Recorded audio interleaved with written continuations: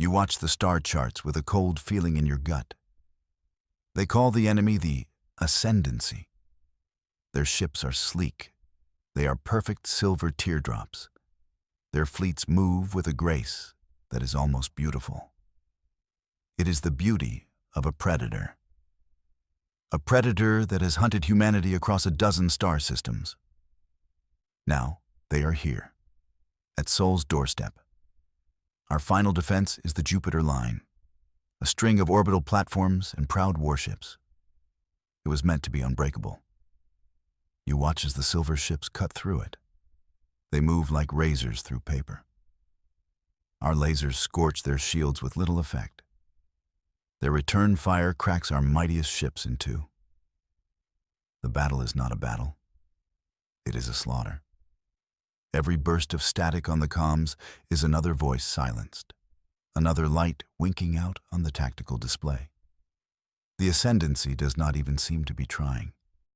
They advance with a calm, unhurried certainty. They know they have already won. All that remains is the cleanup. Humanity's final defense is breaking before your eyes. Hope is a currency you can no longer afford. The admirals on the command deck are silent. Their faces are masks of grim acceptance. The war is over. Earth is lost. You can feel the truth of it in the silence. It is a silence filled with the ghosts of a billion last words. The High Command Council meets in emergency session. The mood is darker than the void outside. Every strategy has failed. Every weapon has been countered.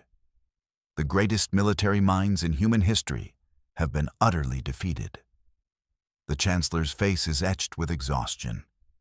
He looks ready to announce the terms of surrender. Then, one man stands. He is old. Older than the war itself. Admiral Vance, a relic from a time of simpler conflicts. He was pulled from retirement as a last resort. Most saw it as a symbolic gesture, a way to honor the old guard before the end. He clears his throat. The sound is rough, like grinding stone. "I have a plan," he says. His voice is steady.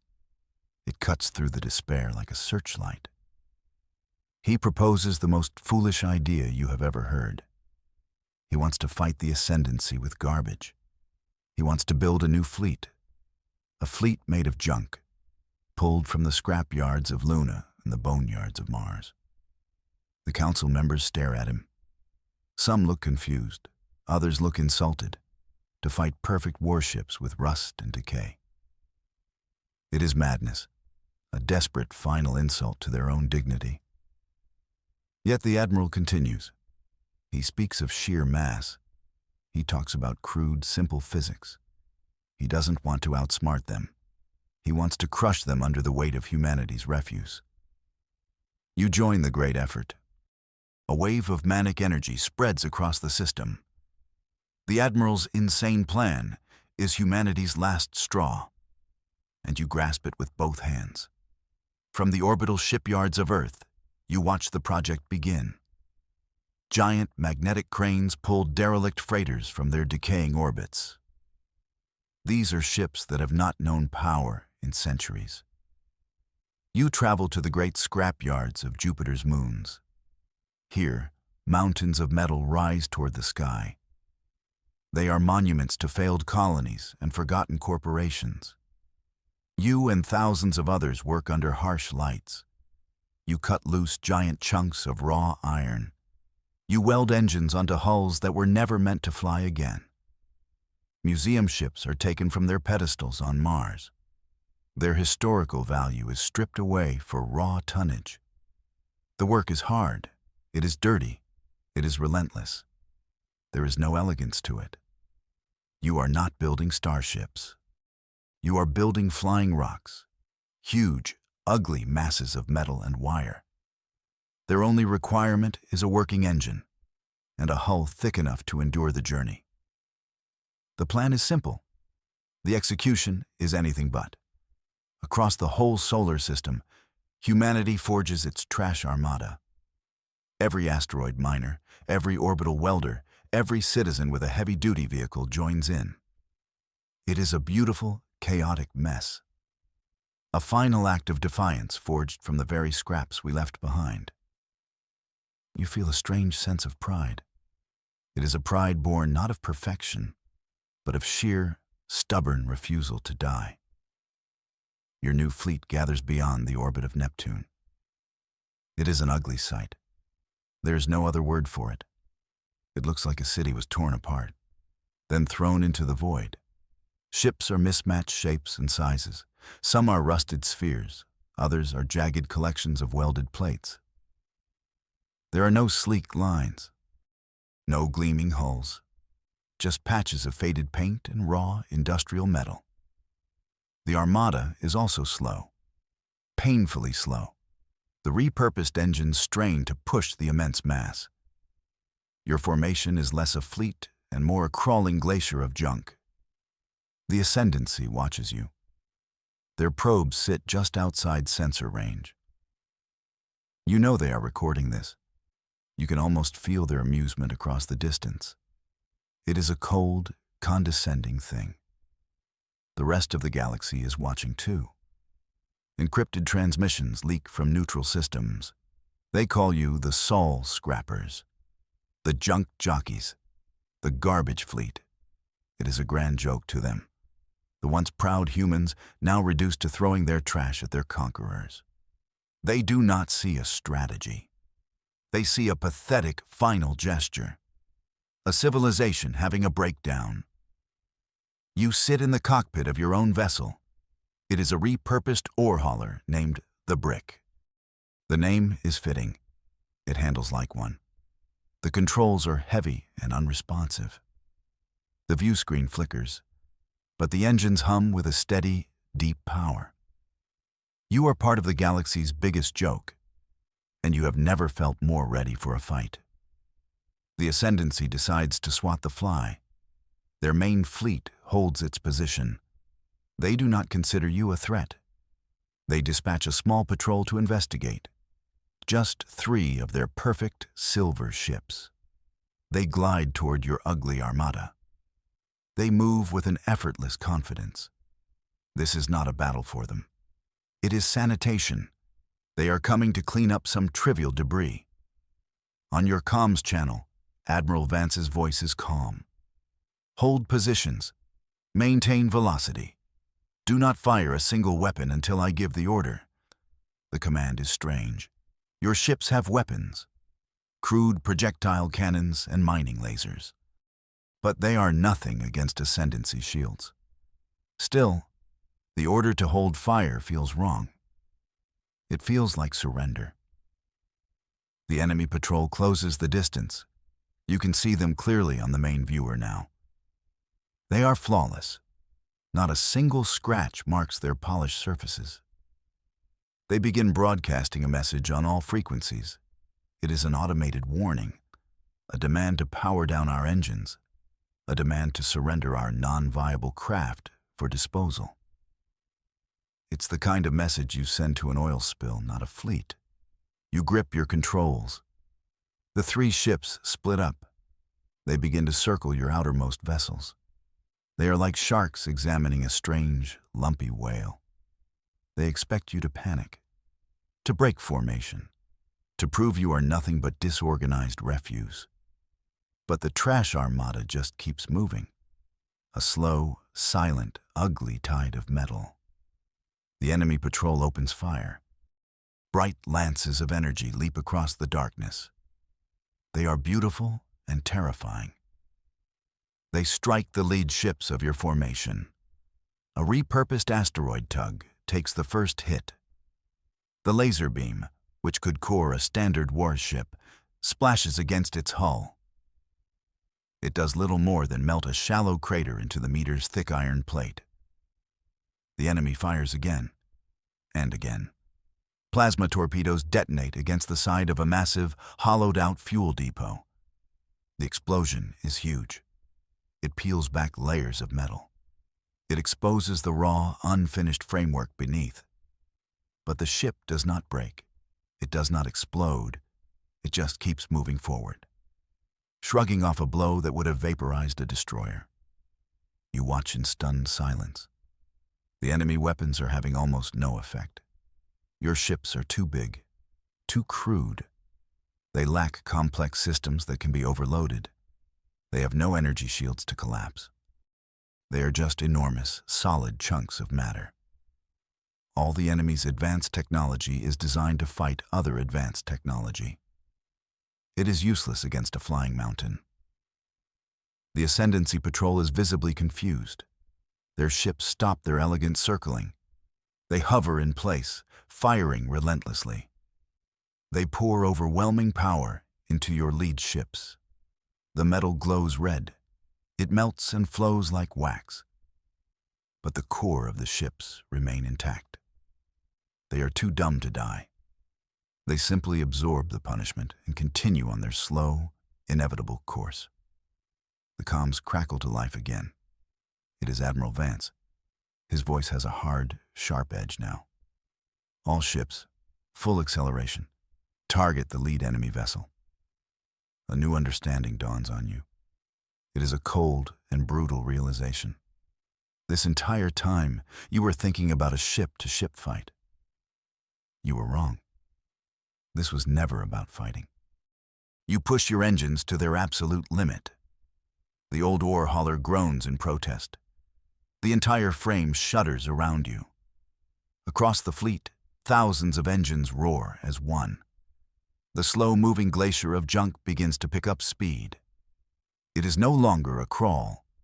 It is a charge. A clumsy, ugly, unstoppable stampede of metal. The secret is simple. It is brutal. These ships are not meant to fight. They are not platforms for weapons. They are the weapons. Each vessel in the trash armada is a kinetic projectile. A cosmic bullet weighing millions of tons. The Admiral did not build a fleet to wage war. He built a hammer to smash an enemy made of glass. Your target is the lead Ascendancy ship. It is still firing its lasers, trying to melt its way through the ship in front of you. It does not realize its danger until it is too late. The Ascendancy pilots are used to battles of speed and maneuver. Fights decided in microseconds by advanced computers. They have no protocol for this. There is no elegant solution to a mountain falling on you. The first ship of the trash armada makes contact. It is the asteroid tug that took the first hits. Its front is a molten ruin, but its mass is undiminished. It plows directly into the silver enemy patrol ship. There is no grand explosion, no flash of light, just a horrific, silent crunch. The perfect, sleek vessel crumples like a can. It happens in slow motion. The Ascendancy ship is shattered, torn apart by the sheer, dumb force of the impact. Its advanced alloys, designed to deflect energy, offer no resistance to trillions of joules of kinetic energy.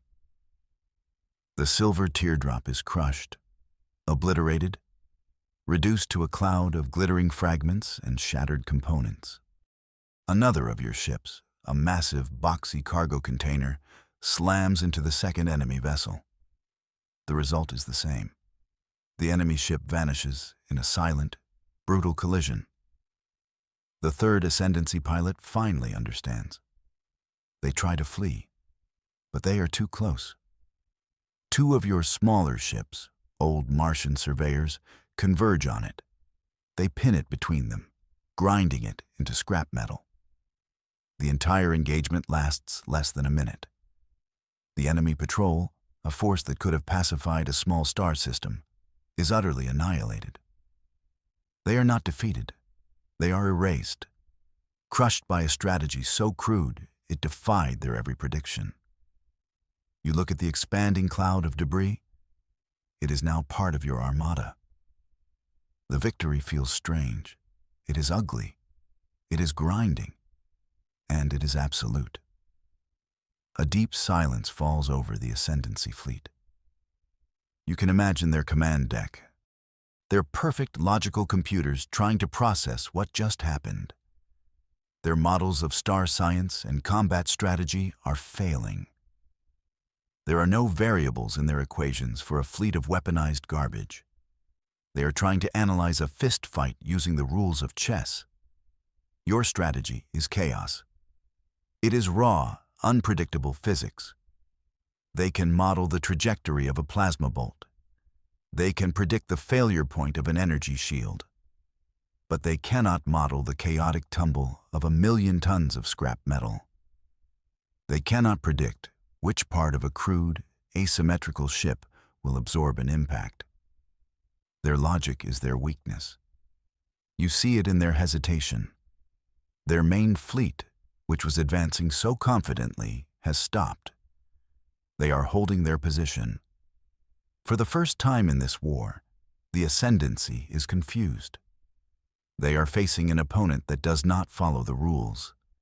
An opponent that does not even seem to understand that rules exist. The sheer, glorious stupidity of it all is your greatest defense. You feel a wild laugh bubble up inside you. They thought you were a joke, and they were right. The joke is on them. Humanity's final, desperate gambit is working. Not because it is brilliant, but because it is profoundly, unbreakably dumb. And in a war against perfect logic, dumb is the ultimate weapon. The Ascendancy sends a larger force this time, a full squadron of 20 ships. They are cautious. They keep their distance. They try to pick off your fleet from long range. This is where your pilots begin to shine. You are not soldiers trained in pristine simulators. You are miners, haulers, and scrapyard workers. You know how to handle clumsy, stubborn machines. You watch as a pilot in a ship called the Rust Bucket does something insane. 2 Ascendancy destroyers are focusing fire on a repurposed hospital ship. The hospital ship's engines are failing. The Rust Bucket's pilot doesn't fire a weapon. Instead, they spin their ship. They intentionally put themselves into an uncontrolled tumble. The awkward, top-heavy vessel becomes a chaotic shield. The enemy lasers, aimed with computer precision, strike the tumbling wreck. They blast away huge chunks of metal. But the Rust Bucket's core remains intact, and the hospital ship behind it is saved. It is a move no sane military pilot would make. It is illogical. It is reckless. It is an act of pure, selfless bravery. And it works. All across the fleet, you see similar acts. Pilots using their massive ships in ways they were never intended. They nudge friendly vessels out of harm's way. They position their hulks to block firing lanes. They treat their ships not as precious weapons, but as expendable tools. They are a brotherhood of daredevils, flying on instinct and courage, not on computer guidance. The Ascendancy cannot predict this. Their battle computers are designed to anticipate logical tactical decisions. They cannot account for a pilot who will sacrifice a 2,000,000-ton ship to save a friend. They cannot understand the human bond that makes such a reckless action possible. Your unpredictable pilots are a wrench in their perfect machine, a chaotic variable that breaks all their calculations. Your next target is a major enemy stronghold, a massive star fortress designated Kylon, 7. It is a city in space, a symbol of Ascendancy power in this sector. It is bristling with weapons. It is protected by a powerful shield generator. A conventional fleet would spend weeks bombarding it. You plan to take it down in a single, brutal push. The trash Armada does not bother with a bombardment. You simply aim your entire fleet at the station. The plan is, as always, brutally simple. You're going to hit it until it breaks. The Star Fortress opens fire. Its massive cannons blast chunks from your lead ships. The losses are heavy. Dozens of your vessels are shattered before you even get close. But there are thousands more right behind them. The first ships of the Armada impact the station's shields. The shields flare brilliantly. They are designed to stop energy weapons, they are not designed to stop a continuous stream of kinetic impactors. Each of your ships that hits the shield is another hammer blow. The shield flickers. It strains under the impossible load.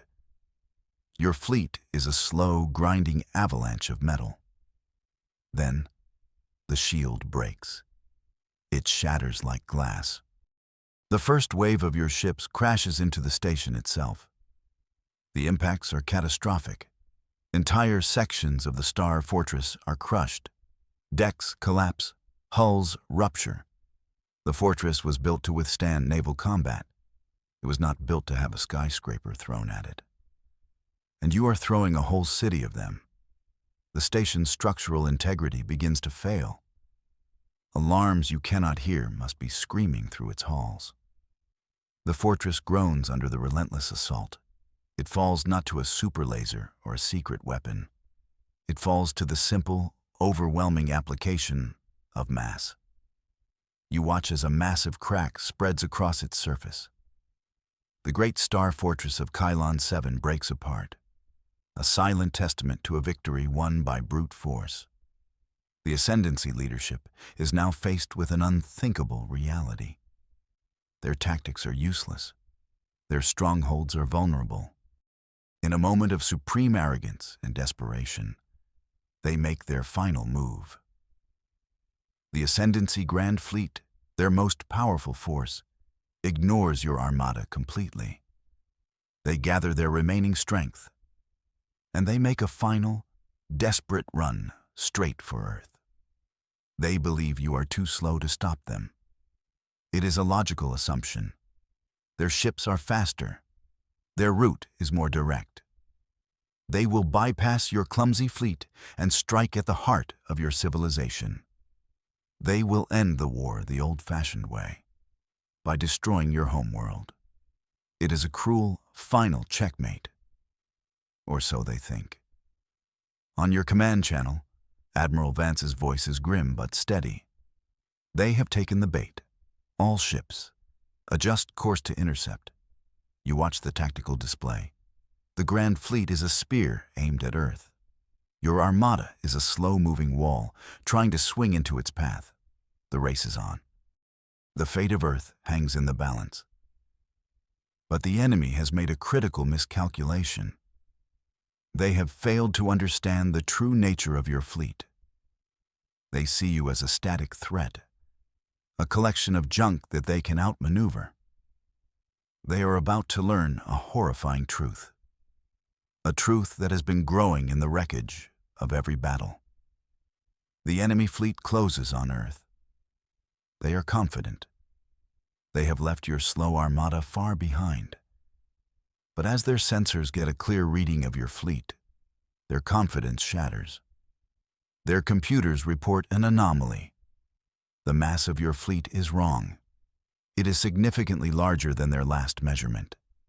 They rescan, thinking it is a sensor error. It is not. The truth dawns on them with chilling certainty. Your fleet is not just a collection of junk from Sol. It has been growing. With every victory, you have been harvesting the wreckage. The shattered hulls of their perfect patrol ships. The broken plates of the Kylon 7 fortress. Giant magnetic grapples and construction drones have been working constantly. They have been welding the enemy's own defeated ships onto your armada. The trash armada is a self-propagating weapon, a monster that feeds on its victims.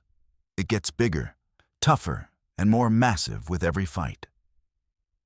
The Ascendancy is not fighting a fleet. They are fighting a plague of metal, a relentless, growing cancer that turns their own strength against them. Their perfect ships are just raw material for their own destruction. You can see it now. The sleek, silver fragments of Ascendancy technology are crudely fused into your ships. A piece of a wing here, a section of a command tower there. Your fleet is a grotesque mosaic of your victories, a testament to every enemy you have crushed. The enemy's final assault is not a race against a fleet. It is a race against a monster that wears the bones of its children as armor. The final battle takes place in the skies above Earth. The blue marble hangs in the void behind you, a silent, beautiful reminder of everything you are fighting for. The Ascendancy Grand Fleet meets your monstrous, expanded Armada. There is no elegance left, no grand strategy, just a grinding, ugly collision of two forces. Their pristine warships fire everything they have. They tear huge holes in your lead ships. The losses are staggering. You see vessels you served alongside vaporize in flashes of light. But for every ship you lose, 10 more push forward. The sheer size of your armada is overwhelming. You are a tide that cannot be stopped. You are in the thick of it. An enemy destroyer looms in your viewer. Its lasers slice toward you. You brace for impact. But a larger ship, a behemoth made from 3 freighters and the spine of an Ascendancy cruiser, moves to block it. The lasers splash harmlessly. Your fleet fights as one organism, protecting its own. A chaotic, ugly, beautiful organism. The impacts begin. Your ships slam into theirs. The sounds are deafening, even through the hull. The grinding of metal on metal. The shriek of tortured structures. You see a glorious Ascendancy battlecruiser, the pride of their fleet, get pinned between 2 of your largest hulks. It is bent. It is twisted. It is torn to scrap in a matter of seconds. This is not a battle. This is demolition. You are not warriors. You are a wrecking crew. The enemy's pristine warships are ripped apart. Their advanced systems are crushed by raw, physical power. Their superior technology means nothing when their ship is being torn in half. You watch the Grand Fleet, the terror of the galaxy, get dismantled piece by ugly piece. It is a victory of grit over grace, of mass over mechanics. The war is over. You float in the silent battlefield. It is a new scrapyard, a memorial of victory. The last of the Ascendance ships are broken and silent. Earth is safe. You have won. You won a war that everyone, including yourself, thought was unwinnable. You won it with rust, courage, and a refusal to play by the rules. News of your victory spreads through the galaxy. The transmissions are no longer mocking. The jokes have stopped. There is only a stunned silence, a silence that quickly turns to awe, and then to fear. Civilizations with warships 1,000 times more advanced than your own look at the reports. They study the images of your trash armada. They see the truth. Humanity is not to be underestimated. They are a species that can turn their own garbage into a war-winning weapon. They are a people who can face down perfection with imperfection and win. The galaxy learns a new lesson. Do not threaten the people of Sol, because their junkyards are more dangerous than any fleet in the sky. The scrapyards of Earth are now a strategic military asset, a symbol of a victory so ugly it was beautiful.